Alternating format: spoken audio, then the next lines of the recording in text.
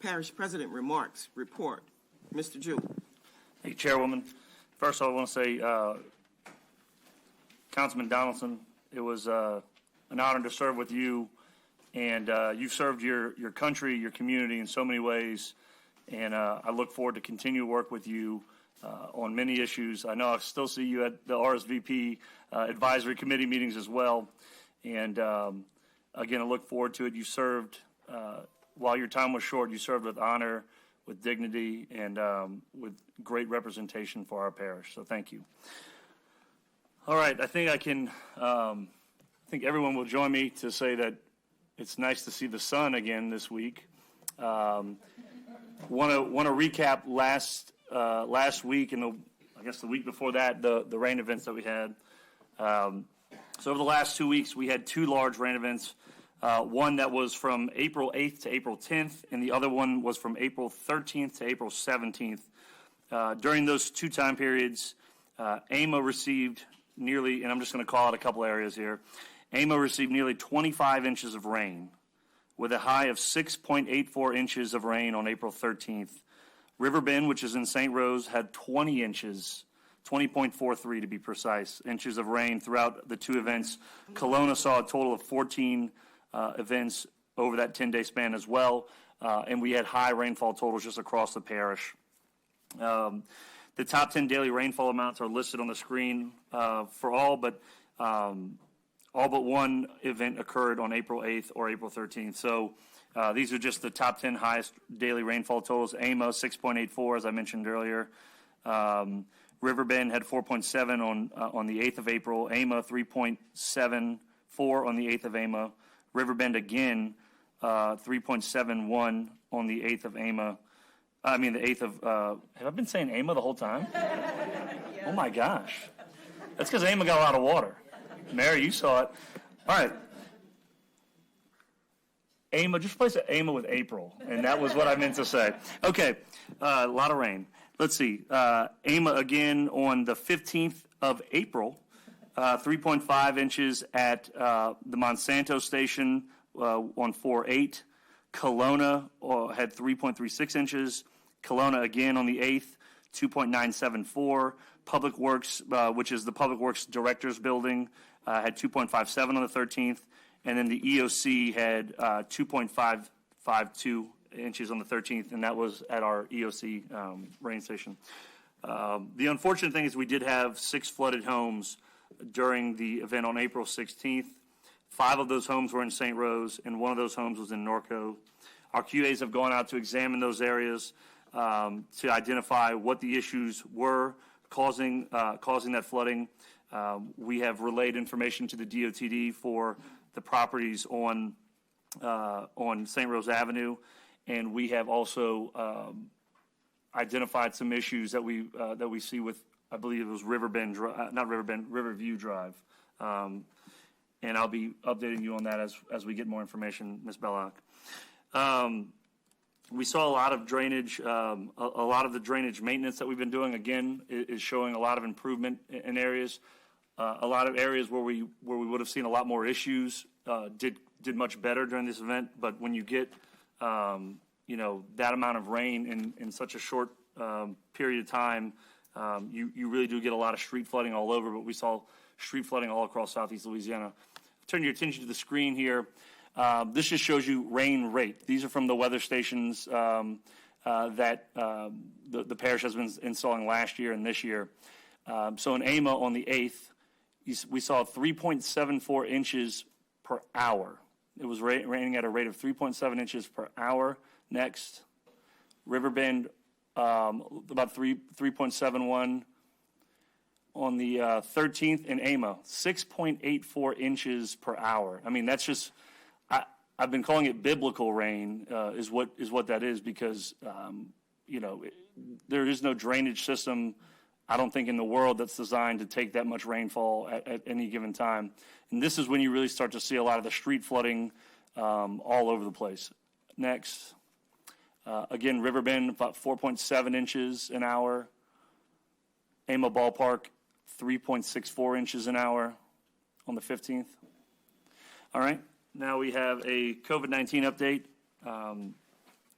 Today, LDH reported that since we started counting cases, we have had 5,333 cases and 87 deaths related to COVID-19 in St. Charles Parish.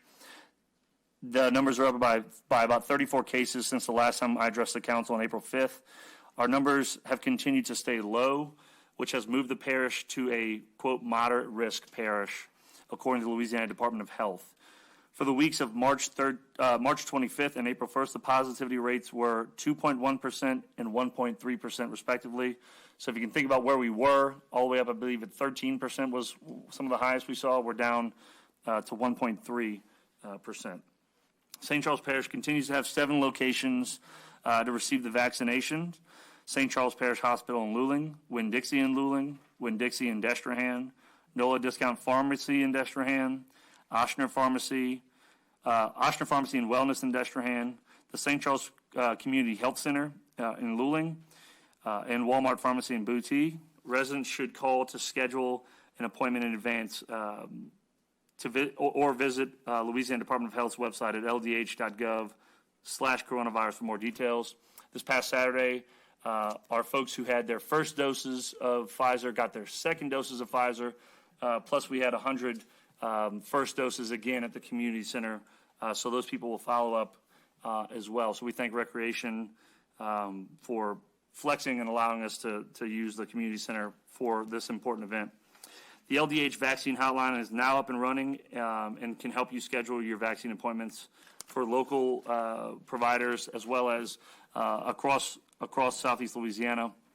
If you have any questions, you can call 1-855-453-0774 from 8 a.m. to 8 p.m. Monday through Saturday, and from 12 p.m. to 8 p.m. on Sundays. Again, that number is 1-855-453-0774. A quick Public Works update. These are some of the improvements that we are making on River Oaks Drive and Destrehan. This is the rear servitude that leads to the railroad tracks. Miles, I believe we're putting in a 36-inch culvert there? 36-inch culvert, and there was, what was there previously? 24? I believe there were 24s. I think we're putting in 30s in one section and 36s in the rear. In the rear. Thank you. And so that was about $80,000 worth of culvert, and a lot of these culverts when we videoed this line in the rear of River Oaks and Destrehan Drive was collapsed. So this should have a big improvement for the rear of a lot of people's properties in that area. Repaired roads on 5th Street in Norco. We've been doing a lot of this lately, and obviously the rain hasn't been helping with wet roads getting pounded. So a lot of street repair going on and patching. We did replace some culverts on St. Anthony Street in Luling. You can see the old concrete culverts down in there. Those might be concrete, I think so. And replacing those with larger culverts as well. We did some new striping on Stanton Hall Drive in Destrehan. We had received some complaints that the striping had kind of faded and people couldn't tell where the center line was. So that has been complete. During the storm, this is kind of a blurry picture here, but during the storm, a large tree fell into Primrose Canal, and our crews went out and promptly removed that to make sure that water continued to flow during these storms. The Parity Gate, it really is taking shape. If any council members are interested to go out to see it, please let us know. Mr. Sam, I'm sure would happily take you guys out.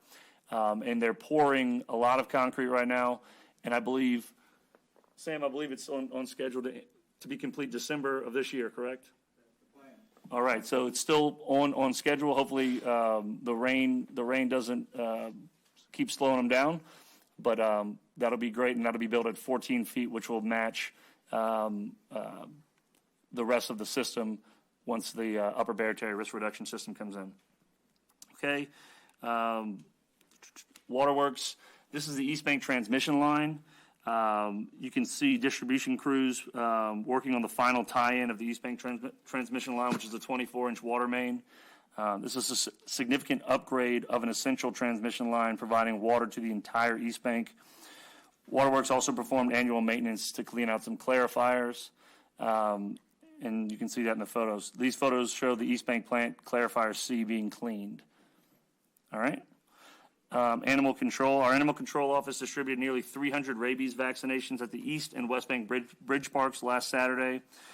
In honor of Heartworm Awareness Month, Save a Heart and an initiative of Greater Good Charities Good Flights program, which was in cooperations with Boehringer Ingelheim Animal Health and the Animal Rescue Site, St. Charles Parish, and other animal shelters around the area, airlifted about 120 at-risk shelter dogs to Fort Lauderdale, Florida.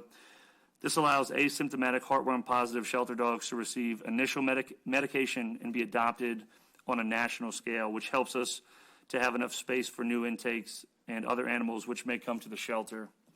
The animal shelter is also leading the Louisiana Animal Shelters Disaster Planning Symposium tomorrow, Tuesday, April 20th, at the EOC, and Thursday, April 22nd in Alexandria.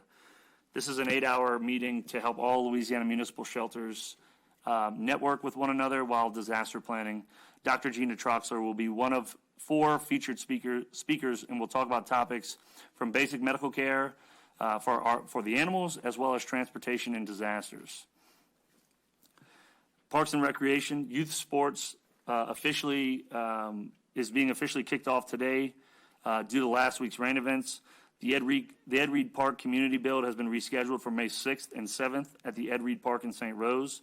Volunteers who are interested in putting together the playground equipment should email Courtney with Ed Reed Foundation at courtney@edreedfoundation.org.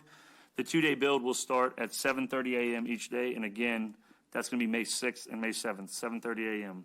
The Department of Parks and Recreation is offering a variety of summer sports clinics, including baseball, softball, basketball, soccer, and youth performance training. Registration will be open May 1st and closes June 3rd. Those who are interested in signing up their children should visit scpparksandrec.com. We did have 3 ribbon cuttings over the past 2 weeks. I had the pleasure of being at various grand openings and ribbon cuttings. You can see we had Throw Me Something Mister, a beads and gift decor shop that's run by the Arc of St. Charles. The new location is on Apple Street in Norco. Really a fantastic store they have set up there, and I encourage all of our residents to patronize that store, and everything goes to such a great cause. Next, we had the Grand Ridge Golf Club in Willowdale recently unveiled a new parking lot, as well as new lighting and landscaping in the parking lot, provided by a brick fund, which they raised a bunch of money for, and it really has just brought a whole new aesthetic to that area. Finally, I was honored to be at the ribbon cutting of the new River Parishes Community College, which was hosted by the United Way of St. Charles Parish and Valero, who donated $1 million to the United Way to build this excellent facility. I'm excited to finally have a community college in St. Charles Parish to help our residents gain knowledge and high skills needed to obtain high-quality jobs. The facility will continue to enhance our residents and our economy by helping to fill the gaps in employment. And like I said when I was there, these jobs are in demand and they're high-paying jobs, and we are going to help make sure that they are successful in their location on Highway 90. And I believe that concludes my report.